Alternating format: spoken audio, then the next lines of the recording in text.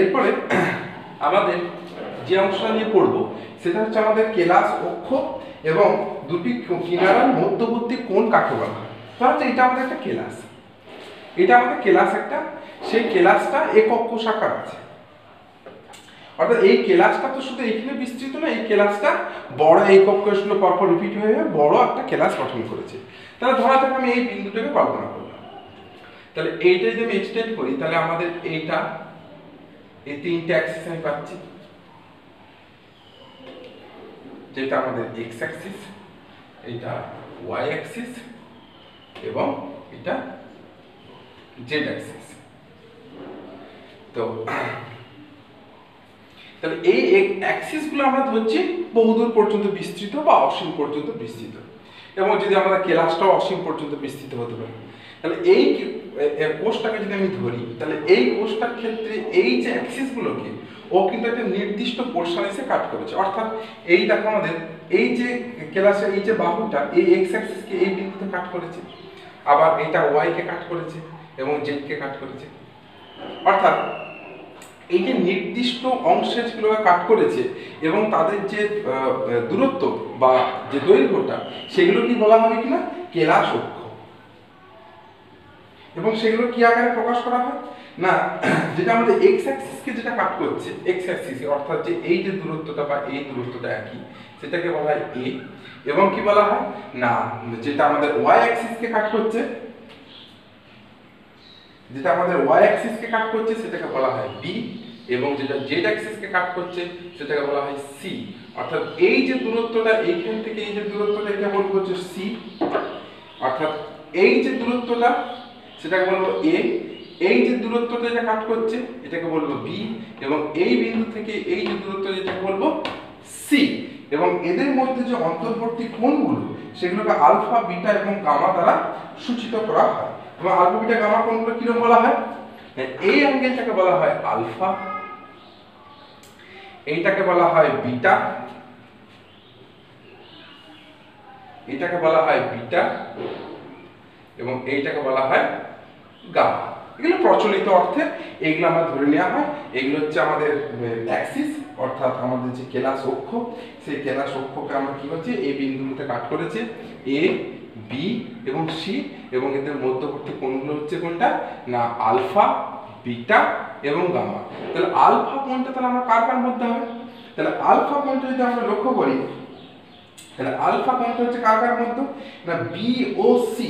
তাহলে দেখো B, B এবং সি, বি এবং সি দেখো আমাদের যেটা আছে বি এবং সি এর মধ্যবর্তী দেখো যে বি এবং সি এর মধ্যবর্তী যে কোণটা সেটা হচ্ছে আমাদের আলফা, এবং হচ্ছে যে এ এবং সি হচ্ছে বিটা, এবং হচ্ছে এ এবং বি এর মধ্যবর্তী যে কোণটা এ এবং বি এর মধ্যবর্তী কোণটা কি বলবো না গামা।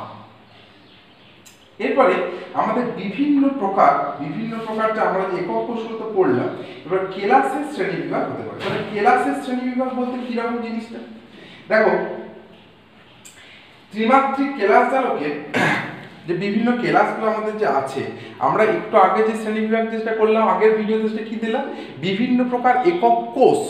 এইটা আমরা কোন টপিকসটা বলছি, এইটা বলছি আমরা বিভিন্ন প্রকার যে কেলাস হতে পারে সেই বিভিন্ন প্রকার কেলাসগুলোকে নিয়ে আমরা আলোচনা করব।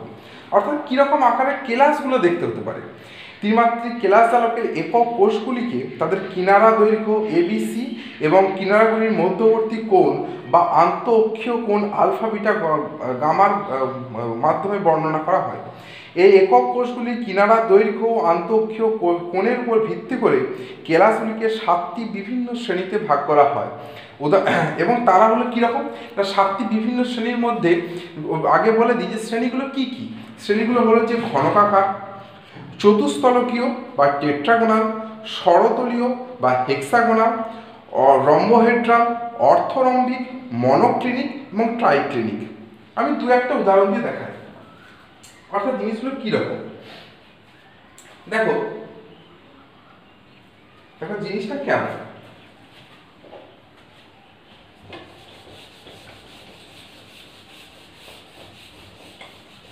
দেখা যাক। তাহলে আমাদের যে বিভিন্ন প্রকার একক কোষ কেলাসগুলো যে হতে পারে, অর্থাৎ একটা ঘনকাকার, অর্থাৎ একটা ঘনকাকার কেলাস।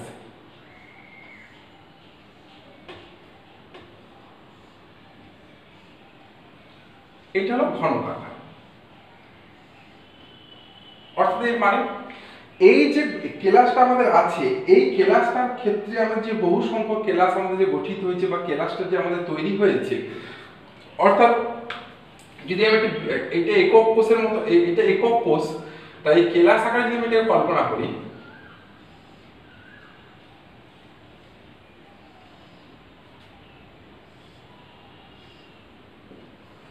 এরকম ভাবে তাহলে এক্সটেন্ড হয়েছে।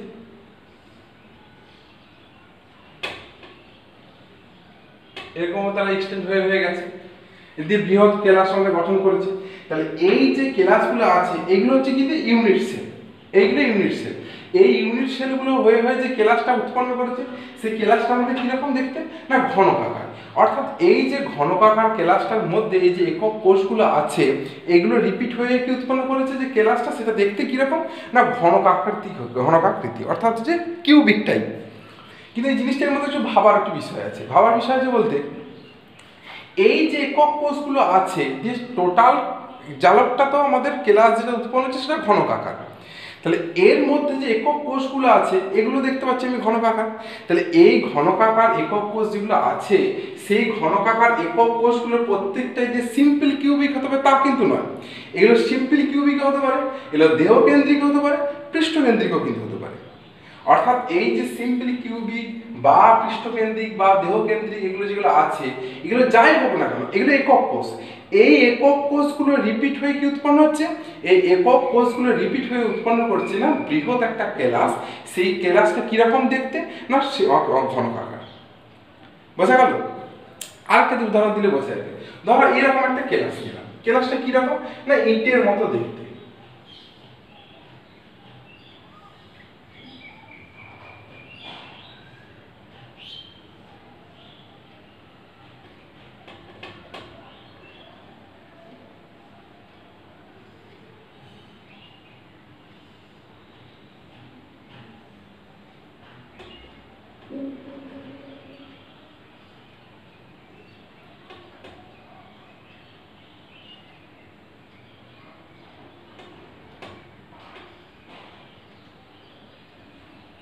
ধরো এরকম একটা কেলাস আমি নিলাম।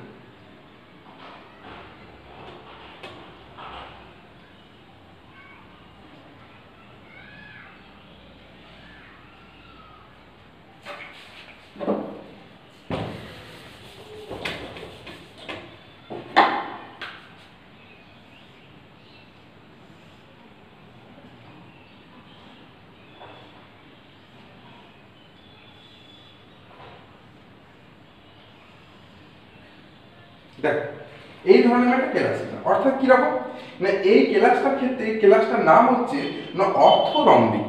অর্থরম্বিক মানে এই কেলাসটা দেখো এক কথা যদি বোঝাই, এই কেলাসটা দেখতে আমাদের কার মতো, না ইটের মতো। তাহলে এই কেলাসটা আমাদের রিপিট হয়েছে, এই কেলাসটা রিপিট হয়ে আমাদের কি হয়েছে, এই প্রকার একক কোষটা রিপিট হয়ে যে আমাদের উৎপন্ন হয়েছে কেলাসটা, সেটার নাম হচ্ছে অর্থরম্বিক। তার মধ্যে যে এই যে ইউনিট সেলটা আছে, এই ইউনিট সেলটা যে রিপিট হয়ে গেছে, সেইটা কিন্তু আমাদের পৃষ্ঠকেন্দ্রিক হতে পারে, দেহকেন্দ্রিক হতে পারে সেই একক কোষটা, আবার একটা সরল ঘনকাকার হতে পারে। দিয়ে যে টোটাল যে আমার কেলাসটা উৎপন্ন হচ্ছে বা বড় যে কেলাসটা উৎপন্ন হচ্ছে, সেইটা কিরকম দেখতে, অর্থরম্বিক।